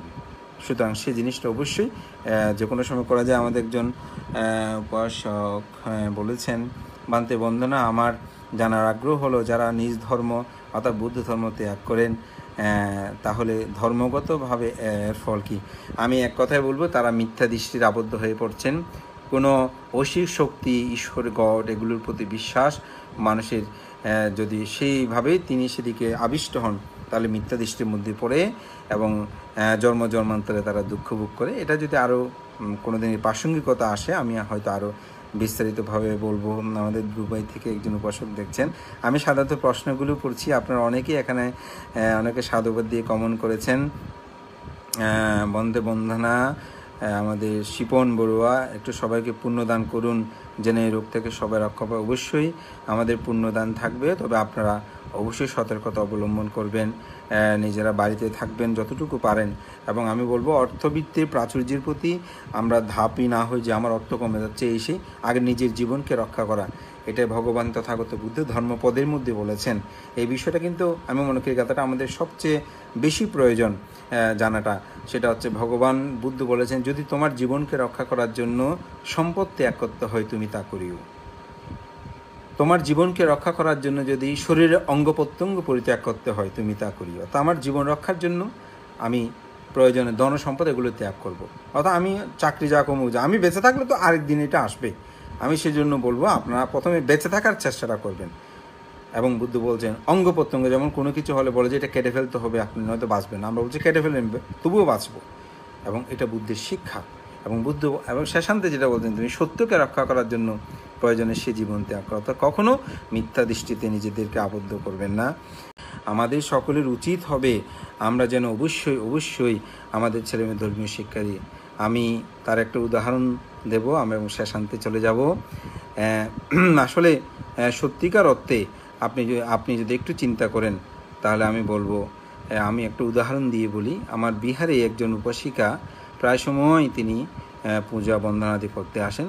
তো আমাকে দেখলে বলেন, বানতে আমার একটা ছেলেটাকে সে জাদু বলে, আমার একটা জাদু ছেলে আছে, ছেলেটাকে আপনি একটু আশীর্বাদ করবেন। বানতে আমি বেশ কিছুদিন খুব অসুস্থ ছিলাম, আমার ছেলেটা গার্মেন্টসে চাকরি করে অনেক কর্জদার করে আমাকে জীবনটা রক্ষা করেছে। সেই সারাদিন গার্মেন্টসে চাকরি করতে, রাত্রে গিয়ে আমার এখানে থাকতো এবং হাসপাতালে থাকতো। এভাবে বানতে 1 মাসের বেশিরভাগ সময় আমি সেখানে ছিলাম এবং সেখানে আমার ছেলে এরকম করেছে। সুতরাং আপনি আমাকে আমার ছেলেকে একটু আশীর্বাদ করবেন। তো আসলে আমি খুব প্রীত হলাম। আরেকজন উপাসক, ওনার ছেলে ডাক্তার, ইঞ্জিনিয়ার, বিভিন্ন পোস্টে আছেন। উনি দুঃখ করে বলছেন, বানতে আমার ছেলে মেয়েগুলো প্রতিষ্ঠিত, কিন্তু কেউ আমাকে ঠিকমতো দেখে না, খবর নেয় না। আরও অনেক কথা। আমি আপনাদেরকেই প্রশ্ন করতে চাই, কার জীবনটা শ্রেষ্ঠ হলো? যিনি ডাক্তার ইঞ্জিনিয়ার করলেন তিনি, নাকি যিনি ডাক্তার ইঞ্জিনিয়ার করতে পারেনি, অভাব তার নাই, কিন্তু সে গার্মেন্টসে চাকরি করলেও তার মা বাবা তার মাকে রক্ষা করেছে, তার মাকে সেবা করে, তার কষ্ট করে সে মাকে পরিচর্যা করে। আমি মনে করি তার জীবনটা শ্রেষ্ঠ। সেই উপাসিকার জীবনটা তিনি ছেলেকে ধার্মিক করেছে, মা বাবা কি সেটা চিনিয়েছেন। ডাক্তার ইঞ্জিনিয়ার করবে না সেটা, কিন্তু তাদেরকে ধার্মিকও করুন, তাহলে দুটাই আপনার প্লাস হবে আপনার জীবনে। আমাদের সাধারণ উপলব্ধি থেকে আমরা যতটুকু জানি বন্ধনা 2 প্রকার, লৌকিক বন্ধনা, লোকোত্তর বন্ধনা। না, এটা আমি আরও বলবো। আমি ত্রিপিটকীয় যুক্তি দিয়ে কথাটা উপস্থাপনা করব। লৌকীয় বন্ধনা, লোকোত্তর বন্ধনা, এটা বুদ্ধের 84,000 ধর্মস্কন্ধে কিন্তু 2টা দিক আছে, একটা লৌকিক এবং একটা লোকোত্তর। সেদিক দিয়ে আপনারটা এক ধরনের, তবে আমি পিটকীয় যুক্তিটাই উপস্থাপনা করতে চাই। তো বন্ধনার প্রকারভেদটা আমি একটু বলতে চাই। অঙ্গুত্তর নিকের 3 নিপাতে ভগবান তথাগত বুদ্ধ 3 প্রকার বন্ধনার কথা বলেছেন। সেই 3 প্রকার কি? কায়, বাক্য, মন। আমরা কায়ের দ্বারা বন্দনা করতে পারি, বাক্যের দ্বারা বন্দনা করতে পারি, মনের দ্বারা বন্দনা করতে পারি। তো সেটা কিভাবে আমরা করতে পারি, সেটা হচ্ছে যে একটা উদাহরণ দিয়ে আমি আপনাদেরকে বলি, তাহলে স্পষ্ট হবে। তথাগত বুদ্ধ বলছেন অঙ্গুত্তর নিকে, হে ভিক্ষুগণ, দায়িকাদের উপলক্ষে এই কথাটা বলছেন, যদি তোমাদের সম্মুখে কোনো ভিক্ষু ব্রহ্মচার্যকে দেখতে পাও, তাহলে তোমাদের যদি হাতে কিছু থাকে, দেওয়ার মতন সামর্থ্য থাকে, তাহলে তোমরা দান করিও। যদি দান করার মতন সামর্থ্য না থাকে, তাহলে তোমরা লুটিয়ে পড়ে বন্দনা করিও। যদি লুটিয়ে পড়ে বন্দনা করার সুযোগ না থাকে, তাহলে হাত জোর করে বন্দনা করিও। যদি হাত জোর করে বন্দনা করার সুযোগ না থাকে, হাতে জিনিসপত্র থাকে, তাহলে বাক্য দ্বারা, অর্থাৎ বন্দামি ভান্তে, এটা বলে তোমরা বন্দনা করিও। দেখে বলছে, যদি সে সুযোগটাও না থাকে, মুখেও কিছু বলার সুযোগ না থাকে, তখন বলছেন তোমরা প্রসন্ন চিত্তে সেই ভিক্ষুর দিকে তাকিয়ে থাকো, তবু তোমাদের পুণ্য হবে। তো এখানে এই বিষয় স্পষ্ট হয়ে যায় যে আপনি মুখে বললেও সেটা বন্দনা হবে। এটা হচ্ছে বাক্য দ্বারা বন্দনা। আপনি কায়ু দ্বারা অর্থাৎ লুটিয়ে পড়ে বন্দনা করছেন, সুতরাং লুটিয়ে পড়ে আপনি বন্দনাটা করছেন, সুতরাং কায়ুগতভাবে বন্দনাটা হচ্ছে। মন নাই, অনেক সময় বন্দনাগত মন তো থাকে না, ওই রকমও হতে পারে। আবার কায়ু করতে পারছেন না, বাক্যও বলতে পারছেন না, মনে মনেই বলতেছেন। যে বুদ্ধ অনেকে মনে মনে বলে না, তো মনের মধ্যে চিত্রে প্রসন্নতা আসলো, এটা হচ্ছে একটা বন্দনা। এই জন্য বলছি যে বন্দনা 3 প্রকার। এটা আমি 19 বছর পরেই বই পেলাম, এই জন্য পড়ার কোনো শেষ নাই, পড়ার কোনো বিকল্প নাই, জ্ঞান অর্জনের কোনো আসলে শেষ বলতে কোনো কিছু নেই। আমাদের হিরো বুড়ো বন্দনার মধ্যে বই, ধর্ম বই পড়ে পড়ে, বিশেষ করে সূত্রগুলো যদি বই দেখে পরে বন্দনা কি বন্দনা করি, তাতে কি কোনো সমস্যা নেই। আমি কিন্তু মাঝে মধ্যে বই খুলে খুলে বন্দনা করি, কারণ আমরা যখন দীর্ঘদিন বন্দনা করি তখন আকারান্ত ইকারান্তগুলো কিন্তু পরিবর্তন হয়ে যায়। যেমন অনেক ক্ষেত্রে যেখানে বুদ্ধাং বলা দরকার ওখানে বুদ্ধেই বলে ফেলি, যার কারণে বই নিয়ে যখন পড়ি তখন শব্দগুলো আবার ঠিক হয়ে যায়। এই জন্য আমি মনে করি মাঝে মাঝে বই নিয়ে পড়াটা কিন্তু খুবই উচিত এবং গুরুত্বপূর্ণ। ওখানে নোয়াখালী থেকে শুরু করে অনেক জায়গা থেকে আপনারা অনেকেই শুনছেন, এবং আপনাদের সবার প্রতি আমি কৃতজ্ঞতা জানাচ্ছি। এবং বই পড়াটা কিন্তু আসলে গুরুত্বপূর্ণ এবং সেটা খুবই দরকার। আমি হয়তো সব বিষয়ে আর সময় দিতে পারছি না, সবাইকে আমি পুণ্যদান করে এইটুকুই বলবো। আমার আহ্বান থাকবে আজকের আলোচনা, আমি এই জিনিসটা বুঝাতে চেয়েছি, সেটা হচ্ছে আপনারা সকলে সকাল সন্ধ্যা দুবেলা বন্দনা করবেন এবং আপনাদের ছেলে মেয়েদেরকে আপনারা সুশিক্ষিত করবেন। এবং যারা অনেকক্ষণ সময় ব্যয় করে আমার কথা শুনছিলেন, আপনাদের সবার প্রতি আমি পুণ্যদান করছি এবং পুণ্যের কাছে প্রার্থনা করি এই করোনা ভাইরাস মহামারী থেকে সবাই যেন মুক্তি লাভ করে এবং সবাই যেন নীরব দীর্ঘ জীবন লাভ করে। এবং সাথে সাথে সবাইকে বলবো আপনারা পুণ্যের কাছে প্রার্থনা করবেন। আপনারা অনেকেই কামনা করছেন প্রতিদিন সন্ধ্যায়, তো আমি যদি সুযোগ হয় আসলে অবশ্যই আমি আসব। এবং আমার বিশেষ করে মা বাবাদেরকে বলবো, আপনারা যদি সত্যিকার অর্থে বৃদ্ধ বয়সে ছেলে মেয়েদেরকে কাছে পেতে চান, ছেলে মেয়েদের যদি সেবা পেতে চান, ছেলে মেয়েদের করণীয় কর্তব্য পিতার প্রতি মাতার প্রতি, সেই করণীয় কর্তব্য যদি আপনারা লাভ করতে চান, আমি বলবো প্রথম প্রাথমিক শিক্ষা সেটা হচ্ছে সকাল সন্ধ্যা দুবেলা বন্দনা, এটা দিয়ে তাদেরকে শুরু করবেন। নয়তো হয়তো আমি বলবো, আমি অনেক সময় ফাঙে গেলে দেখি অনেকেই এই জিনিসটা প্রায় সময় লক্ষ্য করি যে ছেলে বউ বা ছেলে আছে কিনা এভাবে তাকিয়ে বলবো আনতে আছে, একটু মা বাবার দেশনা করবেন যাতে মা বাবাকে সেবা করে। আমার ছেলেটা ওষুধ ঠিক মতো আনে না, বউর জন্য সব নিয়ে আসতে পারে, তখন আমার ওই উপাসিকাদের অনেক কিছু বলতে ইচ্ছে করে, কারণ দুঃখের সময় তার কিছু বলতে পারি না। আমরা গান বাজনা করার জন্য আমরা বিভিন্ন দূর দূরান্তে নিয়ে যেতে পারি, সময় থাকে, কিন্তু ধর্মীয় শিক্ষার জন্য বিহারে আমরা নিয়ে যেতে পারি না, বা ধর্ম শিক্ষার জন্য সময়টা আমাদের থাকে না। কিন্তু আমি মনে করি আমাদের অনেক উপাসক মনে করেন ভ্রান্তদের সুবিধের জন্য মনে হয় তাদেরকে ধর্মীয় শিক্ষা উদ্বুদ্ধ হতে পারে, আমাদের জন্য না।